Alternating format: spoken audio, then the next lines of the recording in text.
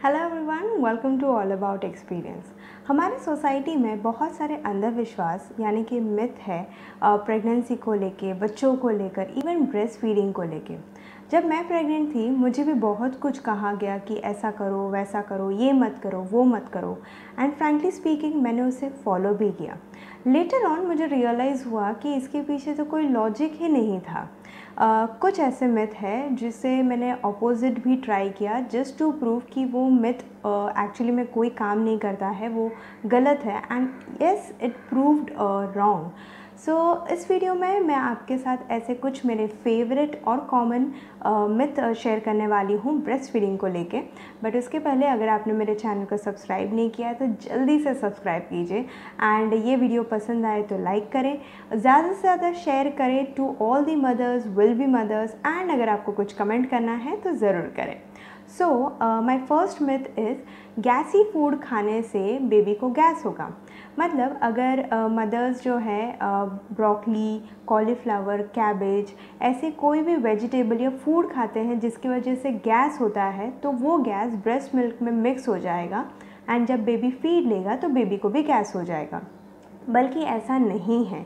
सबसे पहले तो ब्रेस्ट मिल्क जो है वो माँ के खून से बनता है, ना कि माँ के पेट से या माँ के इंटेस्टाइन से, ठीक है।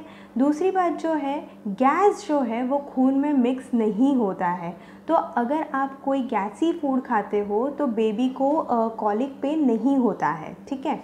हाँ, लेकिन आप जब ब्रेस्ट फीडिंग कर रहे हो तो आपको डाइट चेक ज़रूर रखना है, बिकॉज़ ऐसा कोई सर्टन फूड हो सकता है जिसके न्यूट्रिशन बेबी को सूट ना करता हो।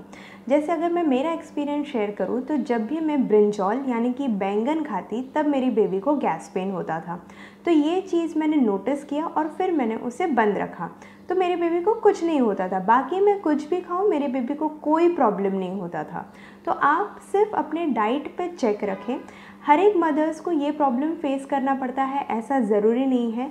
काफ़ी सारे मदर्स सब कुछ खा लेते हैं, बेबी को कुछ नहीं होता है। कोई मदर्स कोई सर्टन फूड खा ले तो हो सकता है बेबी को गैस हो जाए। तो आप डाइट पे चेक रखिए, ना कि गैसी फूड आप खाना बंद करें। दूसरा मिथ है कि अगर आपने हेयर वॉश किया या आपके बाल गीले हैं तो आप इमीडिएटली ब्रेस्ट फीडिंग नहीं करा सकते हो। बिकॉज़ अगर आप इमीडिएटली ब्रेस्ट फीडिंग कराओगे तो बेबी को सर्दी, खांसी या बुखार जैसी कोई बीमारी हो सकती है। बल्कि ऐसा नहीं है। गीले बालों से ब्रेस्ट मिल्क का कोई कनेक्शन नहीं है। ऐसा नहीं है कि आप हेयर वॉश करोगे या आपके बाल गीले हैं तो आपका ब्रेस्ट मिल्क ठंडा हो जाएगा और बेबी बीमार पड़ जाएगा। ऐसा नहीं है। इन केस अगर आपके बाल गीले हैं या अगर आपने हेयर वॉश किया है और बेबी को फीड कराना है तो आप करा सकते हो, उसमें कोई प्रॉब्लम नहीं है। तीसरा मिथ है कि अगर आप बीमार पड़ जाते हो तो बेबी को ब्रेस्ट फीड नहीं करा सकते हो। बिकॉज़ अगर आपको कोई छोटी मोटी बीमारी जैसे कि सर्दी, खांसी, बुखार ऐसी कोई बीमारी होती है तो वो बेबी को ब्रेस्ट मिल्क के थ्रू ट्रांसफ़र हो जाएगा और बेबी बीमार हो जाएगा। ऐसा नहीं होता है। कोई वायरस, बैक्टीरिया ब्रेस्ट मिल्क के थ्रू जो है बेबी को पास ऑन नहीं होता है। हाँ, अगर आप बाहर से छींक दो, आपने नाक कवर नहीं किया है, ऐसा कुछ अगर होता है, बाहर से बेबी को वायरस, बैक्टीरिया इन्फेक्ट कर दे तो वो अलग बात है। अदरवाइज़ ब्रेस्ट मिल्क से जो है कोई भी इन्फेक्शन बोलो या वायरस, बैक्टीरिया पास नहीं होता है, वो 100% सेफ़ होता है। दूसरी बात, जब माँ बीमार होती है तो तभी एंटीबॉडीज़ उनके शरीर में प्रोड्यूस होते हैं ताकि वो छोटी मोटी बीमारी से फाइट कर सकें। वो एंटीबॉडीज़ जो है वो ब्रेस्ट मिल्क के थ्रू बेबी को मिलता है। तो वो एक स्पेशल एंटीबॉडी होता है, बिकॉज़ वो कभी भी प्रोड्यूस नहीं होता है, जब बीमार पड़ते हो तभी वो प्रोड्यूस होता है।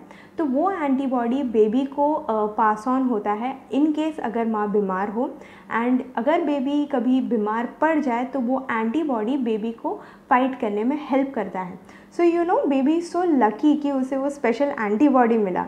जोक्स अपार्ट, लेकिन अगर आप बीमार हो, ऐसी कोई छोटी मोटी बीमारी है तो आप ब्रेस्ट फीड करा सकते हो। नेक्स्ट मिथ है, अगर आप बीमार पड़ गए तो आप मेडिसिन नहीं ले सकते बिकॉज आप ब्रेस्ट फीडिंग कर रहे हो। एज अ मदर हम बहुत कंसर्न हो जाते हैं कि हम कुछ भी खाएं, इवन मेडिसिन्स, ऐसा ना हो कि बेबी को रिएक्शन हो जाए बिकॉज हमने वो मेडिसिन लिया है।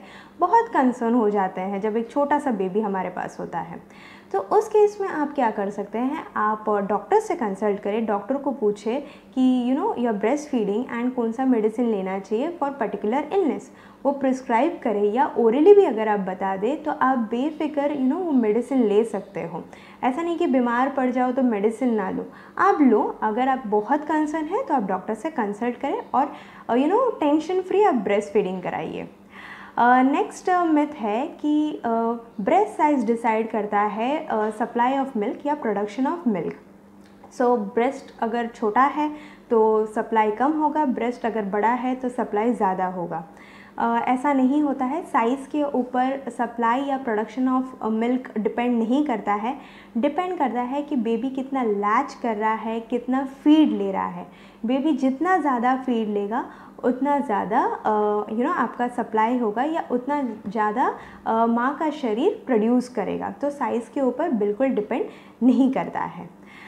नेक्स्ट मिथ है कि अगर बेबी भूखा है तो वो रो रहा है। पार्टली ट्रू, बेबी को अगर भूख लग रही है तो वो रोता है, बट बेबी हर चीज़ के लिए रोता है। उसका वे ऑफ एक्सप्रेशन जो है वो रोना ही है, वो रो के ही आपको सब कुछ बताएगा। उसे नींद आ रही है, उसे भूख लग रही है, उसे घूमना है, उसे कॉलिक पेन हो रहा है, उसने पॉटी की है, एनीथिंग बेबी रो के ही बताएगा। तो आप ये मन में मत ले लीजिए या टेंशन मत लीजिए कि आपका सप्लाई कम हो गया है या आप उतना मिल्क प्रोड्यूस नहीं कर पा रहे हो and because of that baby भूख के वजह से रो रहा है। ऐसा नहीं है। इनिशियल डेज में आपको थोड़ा सा समझने में प्रॉब्लम होगा, बट लेटर ऑन आप बेबी का पैटर्न समझ जाओगे कि कौन सा चीज़ उसे कब चाहिए। सो हर बार बेबी भूख के लिए नहीं रोता है। नेक्स्ट मिथ है कि अगर ब्रेस्ट एंगॉज्ड हो जाए या फुल हो जाए तो वो ब्रेस्ट मिल्क बेबी को नहीं देना चाहिए, बिकॉज़ वो ब्रेस्ट मिल्क बेबी के लिए सेफ़ नहीं होता है या वो फ्रेश नहीं होता है। ऐसा नहीं है। अगर ब्रेस्ट एंगॉज्ड है या फिर नॉर्मल भी है तो भी आप ब्रेस्ट मिल्क कभी भी दे सकते हो, कोई भी कंडीशन में दे सकते हो, वो हमेशा सेफ़ और फ्रेश होता है। ब्रेस्ट मिल्क वो बासी जो बोलते हैं वैसा कुछ भी नहीं है। ऐसा कोई कॉन्सेप्ट नहीं है कि ब्रेस्ट मिल्क बासी हो गया है। आप कभी भी दीजिए, वो 100% सेफ़ और फ्रेश है। इन केस अगर आप ब्रेस्ट मिल्क को पम्प करते हो यानी कि एक्सप्रेस करते हो और फिर बेबी को फीड कराना चाहते हो तब भी आप करा सकते हो, प्रोवाइडेड जो स्टोरेज का जो टाइम लिमिट है उसके अंदर आप कराएंगे तो भी वो सेफ़ है। नेक्स्ट पॉइंट है कि अगर आप ब्रेस्ट फीड कराओगे तो ब्रेस्ट सैग हो जाएगा। फर्स्ट ऑफ ऑल ब्रेस्ट जो है वो बहुत सारे चेंजेस होते हैं before the delivery and after the delivery. Breast का मसल टिश्यू नहीं है तो उसे फर्म रखने के लिए या सपोर्ट करने के लिए प्रॉपर फिटिंग ब्रा पहनना पड़ता है। अगर डिलीवरी के पहले आप 34 पहन रहे थे तो आप डिलीवरी के बाद जो है 36 पहनेंगे। इतना ही डिफरेंस होता है साइज़ में, उससे ज़्यादा साइज़ में डिफरेंस नहीं होता है। उसके बाद जो है ब्रेस्ट साइज़ जो है वो धीरे धीरे ग्रेजुअली अपने साइज़ पे आ जाएगा जैसे जैसे बेबी का फीड जो है कम होते जाएगा एंड आपका जो ओरिजिनल साइज़ है उसमें वापस आ जाएगा as soon as baby stop कर देगा फीड लेना। जो फर्मनेस बोलिए या जो शेप बोलिए वो 100% तो डिलीवरी के पहले जैसा था वैसा नहीं रहेगा, बट ऑलमोस्ट दी सेम हो जाता है। नेक्स्ट पॉइंट है कि ब्रेस्ट मिल्क जो है सफिशिएंट नहीं है बेबी के हंगर को या रिक्वायरमेंट को पूरा करने के लिए, विच मीन्स कि अगर आप ब्रेस्ट फीड करा रहे हो तो आप अलग से फॉर्मूला मिल्क या फिर गाय का दूध या भैंस का दूध पिलाइए ताकि जो है उसे भूख ना लगे। बहुत बार आपको बोलते होंगे ब्रेस्ट मिल्क तो पानी जैसा है, आप अलग से उसे दूध पिलाइए ताकि उसे भूख ना लगे। सबसे पहले अगर 6 महीने के पहले आप गाय का दूध या भैंस का दूध तो बिल्कुल नहीं देंगे, आपको सिर्फ ब्रेस्ट मिल्क देना है। इन केस ऑफ इमरजेंसी हो तो आप फॉर्मूला मिल्क दें। ब्रेस्ट मिल्क में सब कुछ है जो एक बेबी को रिक्वायर्ड है, वो सारा न्यूट्रिशन है जो उस एज में बेबी को चाहिए। आप अलग से फॉर्मूला मिल्क या काउ मिल्क ना दें, बिकॉज उसे एलर्जी, इन्फेक्शन, वॉमिटिंग, डायरिया कुछ भी हो सकता है। तो प्लीज़ बेबी को ये सब गाय का दूध, भैंस का दूध बिल्कुल ना दे। टॉप फीड ना दे, जिसे और एक कॉन्सेप्ट बोला जाता है टॉप फीड ना दे।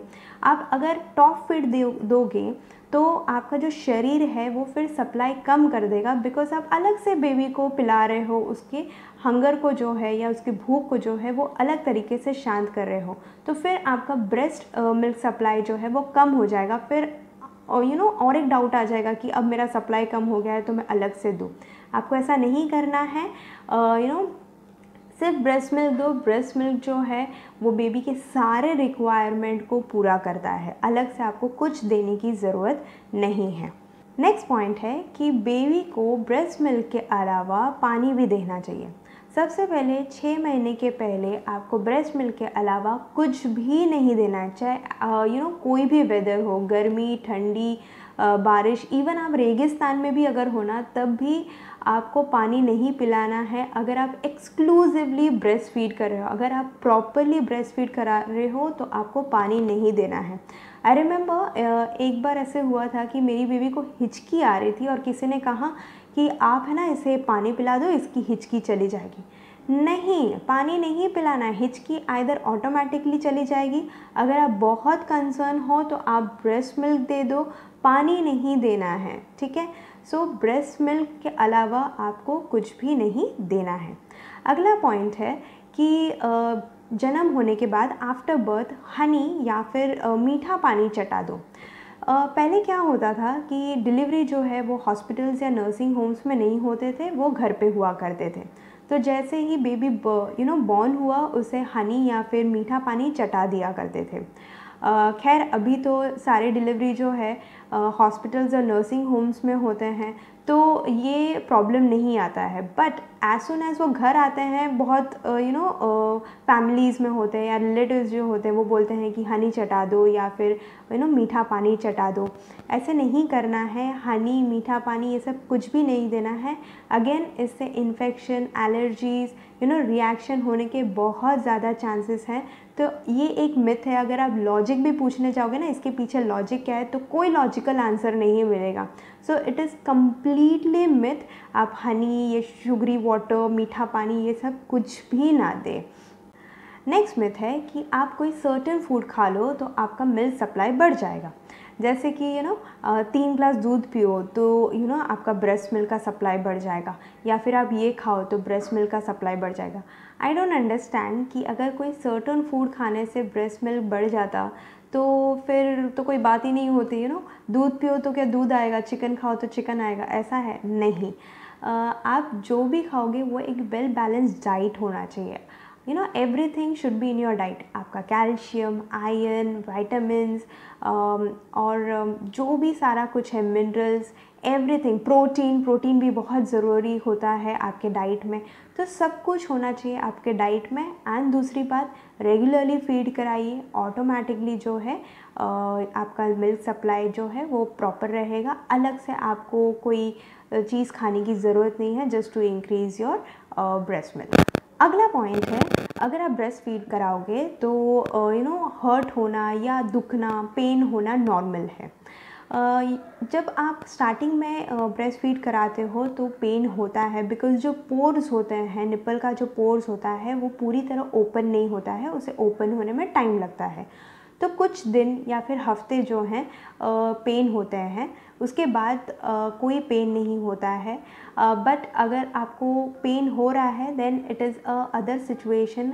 हो सकता है कि बेबी प्रॉपर्ली लैच नहीं कर रहा है, आप प्रॉपर्ली होल्ड नहीं कर रहे हो, उसकी वजह से बेबी प्रॉपर्ली लैच नहीं कर पा रहा है, या फिर कुछ और रीज़न हो सकता है। तो इन दैट केस आप डॉक्टर से ज़रूर कंसल्ट करें। बट हफ्ते 2 हफ्ते से ज़्यादा पेन नहीं होना चाहिए। उससे ज़्यादा अगर आपको पेन होता है तो प्लीज़ डॉक्टर से कंसल्ट करें। नेक्स्ट पॉइंट है, आपको जब भी ब्रेस्ट फीड कराना है तो आप आइदर निपल को वॉश करें या वाइप करें। आपको वॉश या वाइप बार बार नहीं करना है। ये करने से जो प्रोटेक्टिव ऑयल है या फिर जो मॉइस्चर है वो निकल जाएगा, वो ड्राई हो जाएगा।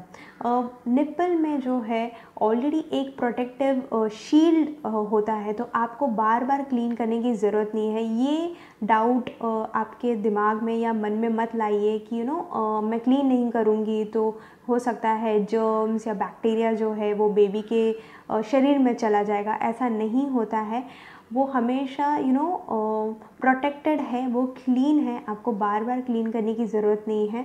अगर आप नहाते वक्त भी एक बार भी क्लीन कर दो ना, that is more than sufficient, तो आपको बार बार क्लीन करने की ज़रूरत नहीं है।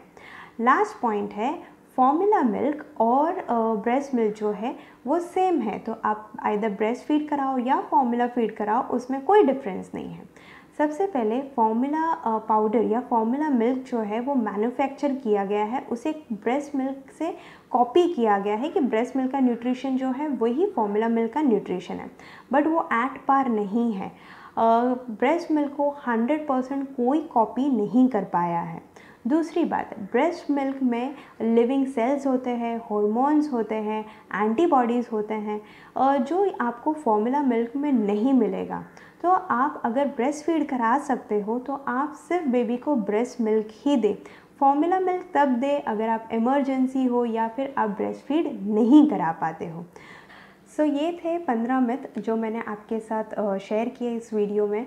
It is always advisable to breast feed, but बहुत बार ऐसा होता है कि हम ब्रेस्ट फीड नहीं करा पाते हैं, हमें फॉर्मूला मिल्क देना पड़ता है because of many reasons. That is completely your choice, you are still a wonderful mother. इस वीडियो के लिए इतना ही। आई होप आपको ये वीडियो इन्फॉर्मेटिव लगी हो, पसंद आई हो, काफ़ी सारे डाउट्स क्वेश्चंस जो है आपके क्लियर हुए हो। Thank you so much for watching All About Experience. We'll see you soon. Take care. Bye.